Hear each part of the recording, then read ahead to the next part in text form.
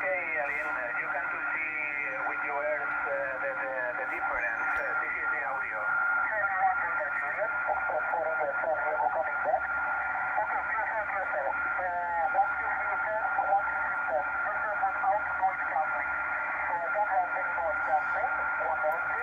Yeah, now you are changing.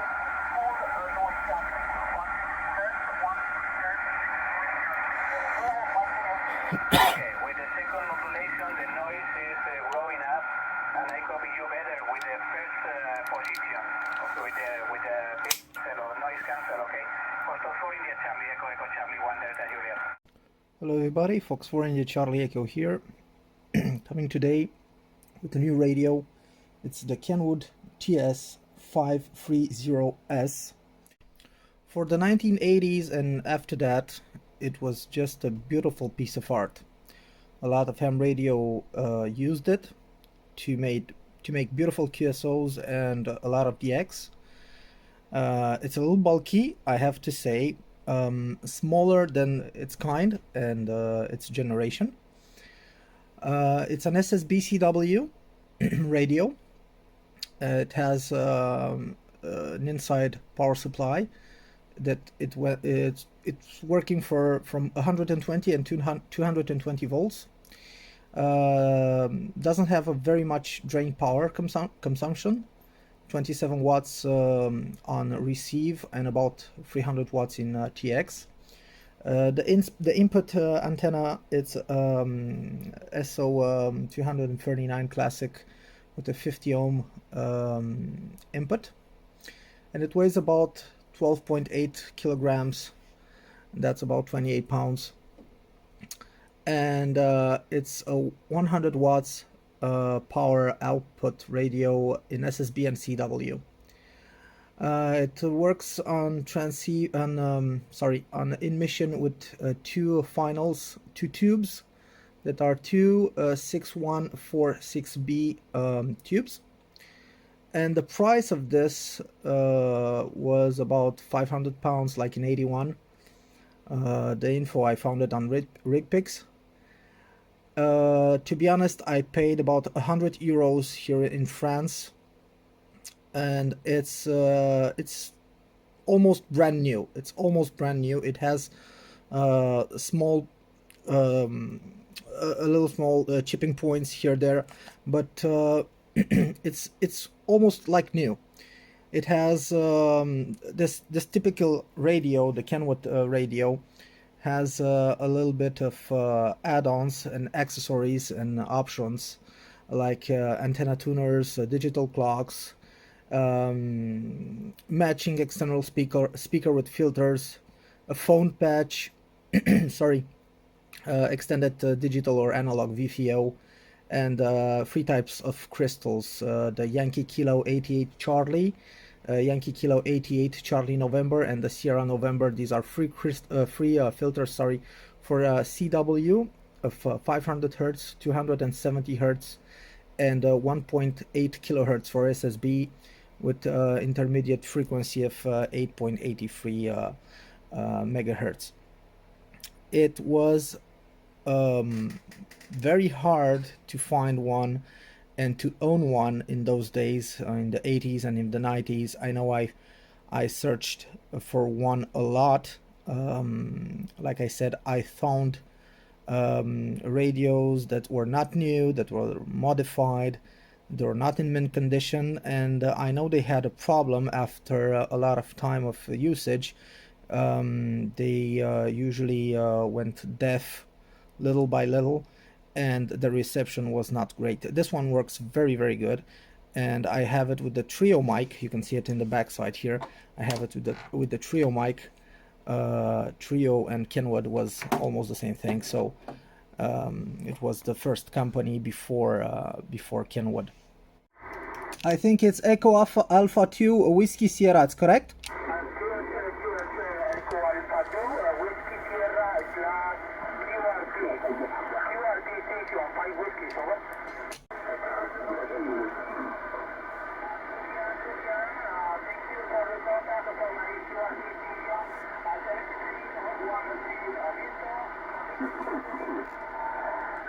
All the best. 73 from south of France, Ivan. Bye. SQ 40, SQ 40 meter. SQ 40 meter. This is Italy Zulu 2, Bravo, Victor Charlie. Italy Zulu 2, Bravo, Victor Charlie, calling SQ 40, over. Florida 4, India Charlie Echo. Charlie Echo, again. Florida 4, India Charlie Echo. Florida 4, Italy Charlie Echo, Roger. QSL 5 and 9, 59, 5 and 9 in south of France. Name is Alan, Alpha Lima, India November. QSL? Okay, Daniel. Florida 4, India Charlie Echo. This is Italy Zulu 2, Bravo, Victor Charlie. 4, India Charlie Echo. Florida 4, again. India Charlie Echo. Florida 4, ICE. Florida 4, India Charlie Echo. Florida 4, India Charlie Echo. Body Mexico. Name radio Oscar Lima, India, over. I will show you some small info about the radio, about the front panel, just the basics, how to start it, how to put in an emission and receive, changing the bands and all of that. And I'm gonna start by starting it, putting in the power, and it's plugged at the 220 volts input, 50 ohm antenna inside, and the starting button will be the power button over here. It's normal, it does do that. And here you have it in 14 megahertz. I'm just gonna dim the volume. So this is the first knob that I usually use is the AF gain, the audio frequency of the speaker. The speaker is located right here in the upper side. You can see it if I cover it. It will be very hard to listen. So I'm gonna close it for now. This is the AF gain. For 1980 technology, when a lot of ham radios usually built their own equipment, this was a Cadillac. It was a Ferrari in those times. And I'm happy to say I know a lot of people that did 5 bands DXCC with this kind of radio, and they were very satisfied with it. I have a friend had his own line, the whole line of the TS-530S for about, I don't know, 30 years. He was the first owner, and he told me that it was the radio that he preferred, and he wouldn't change it for nothing. And then he passed in digital modes, and he did something with a little bit more stability, so he sold it.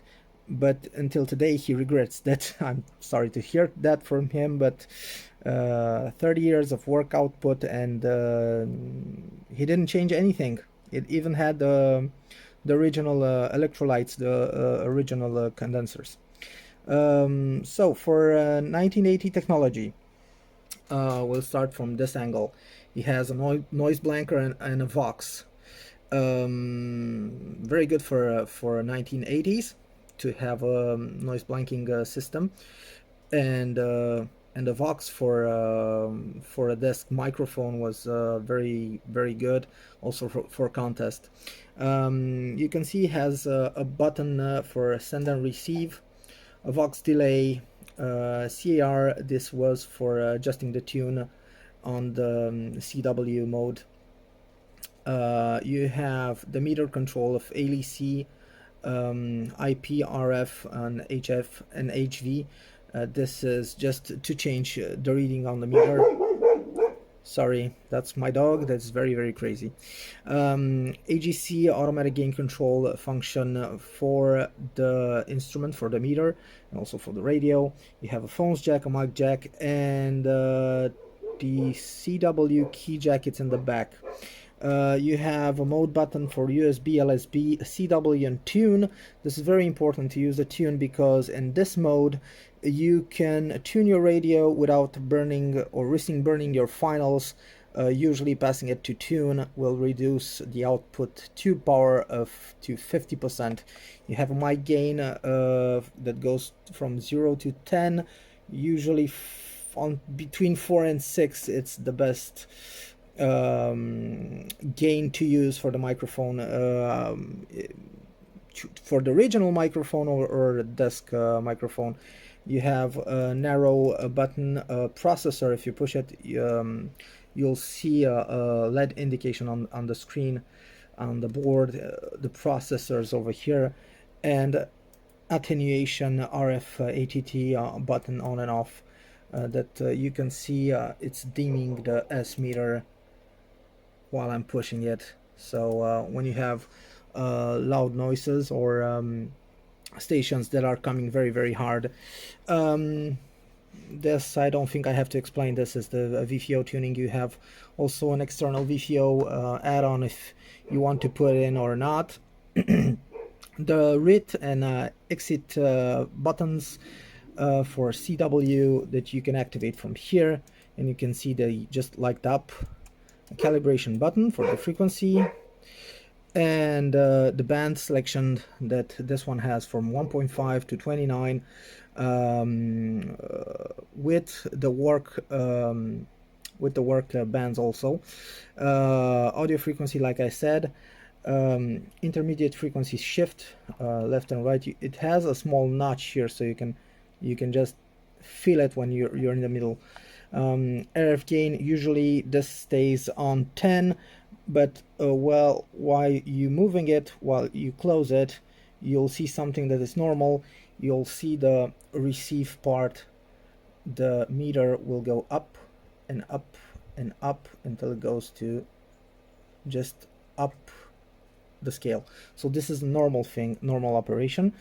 And here you have another button next to this. It's the heater on button, and as you can see, if I'm pushing it, you'll see the lights on the radio dimming a little bit, and yep, I just started the filaments on the tube.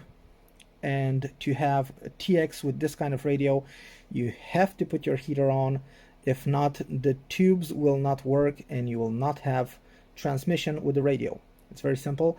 The operation time of the heater on before your TXing will be about 15 seconds.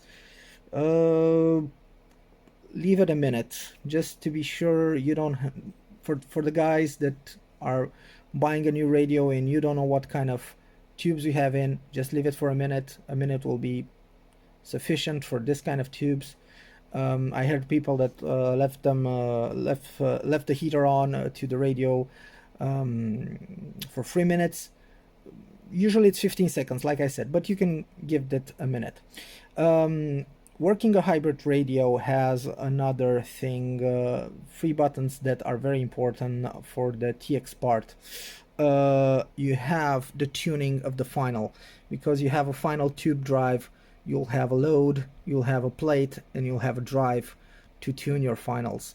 So when you're choosing a band, you're just going to go with the plate on the band, and after that you're just going to find the sweet spot with the drive, and after that you're just going to load the tubes, and you'll just have to play with the drive, with the load, and the plate usually stays in place until you have maximum TX. Make sure that you're not going over 60 milliamps when you're tuning your tubes, because you risk of burning them, and that will be a shame.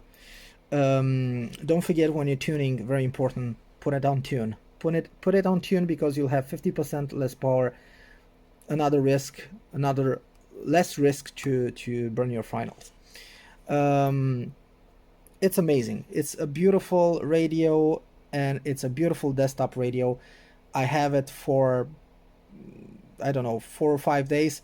I just can't get enough. It's beautiful, it's nice, it has a beautiful modulation, a tube modulation, that's why. And reception it's nice. I can compare it with other rigs that other rigs of her class, of her age, and it's not deaf. I can assure you this is a non-deaf radio. I'm playing with it for about 4 or 5 days. I have other radios. I have other radios.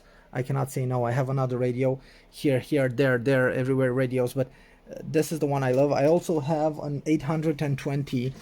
I'm gonna show you right here. I have another 820 with the display. with the frequency counter here. It works, it's beautiful. It's not the same. It's not the same. That will gonna go to a friend of mine. That one I'm gonna give to Theo. You already heard about him in other videos, as a gift for him. But this will gonna stay. This one is gonna stay in the shack. Or other ham radio operators that didn't even touch a hybrid radio like this one, like the Kenwood, the TS-530, 520, 820S. If you have the occasion to buy one, you will not be disappointed. There are beautiful pieces of equipment. Until next time, enjoy 73. Happy New Year 2020, and hope to hear from you again.